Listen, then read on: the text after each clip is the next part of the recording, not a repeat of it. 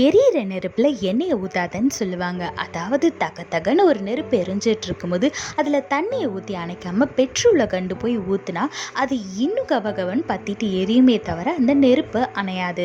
இதே மாதிரி தாங்க நம்மளோட வாழ்க்கையில் யாராவது கோபமாக வந்து நம்மக்கிட்ட சண்டை போடும்போது நம்ம நிதானமாக யோசித்து அவங்கக்கிட்ட பதில் சொல்லாமல் நம்மளும் பதிலுக்கு கோவப்பட்டா அந்த சூழ்நிலை கடைசியில் கைகலப்பில் போய் தான் முடியும்.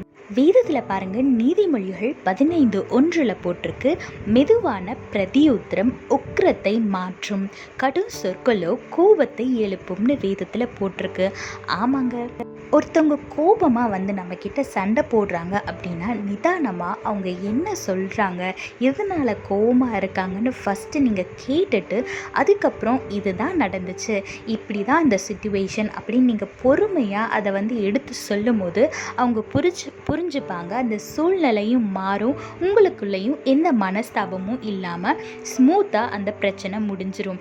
அதுவே அவங்க கோவப்பட நீங்கள் கோவப்பட மாற்றி மாற்றி கோவப்பட்டீங்க அப்படின்னா அந்த பேச்சுவார்த்தையில் ஆரம்பித்தது கைகலப்பில் போய் முடியும். அதனால எந்த ஒரு சூழ்நிலையாக இருந்தாலும் கோவப்படாமல் ஒரு நிமிஷம் நிதானமாக, ஈசப்பா எனக்கு உதவி செய்யுங்க, என்ன பேசணும், என்ன பதில் சொல்லணுன்ற ஞானத்தை தாங்கன்னு ஒரு செகண்ட் ஒரு சின்ன ஜெபம் பண்ணிவிட்டு நீங்கள் அவங்க பேசுகிறத கேட்டுட்டு பதில் சொல்லுங்கள். எந்த பிரச்சனையும் இல்லாமல் ஞானமாக உங்களுக்கு பதில் சொல்ல தேவன் கிருபை செய்வார். பொறுமையாக இருங்க, ஆசீர்வாதமான வாழ்க்கையை வாழுங்க, மற்றவங்களுக்கும் ஆசீர்வாதமாக இருங்க. கர்த்தர் உங்களோடு கூட இருந்து உங்களை ஆசீர்வதித்து பாதுகாத்து வழி நடத்துவாராக. ஆமேன். People usually say don't add fuel to the fire, which means when there's a fire, instead of pouring water and settling the fire down, if you pour petrol, the fire will catch up and it will spread extremely fast. Likewise, in our life, when someone is angry with us, we should not also be angry.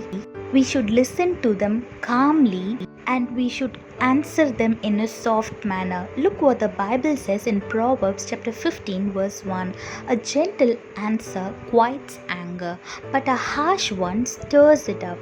Yes, when your friend or neighbor, if someone is angry on you and they are coming and shouting at you, don't get angry. Instead, stay calm, listen to them and observe the situation and know what the actual problem is, and then explain them what actually happened so that they can understand and they will calm down.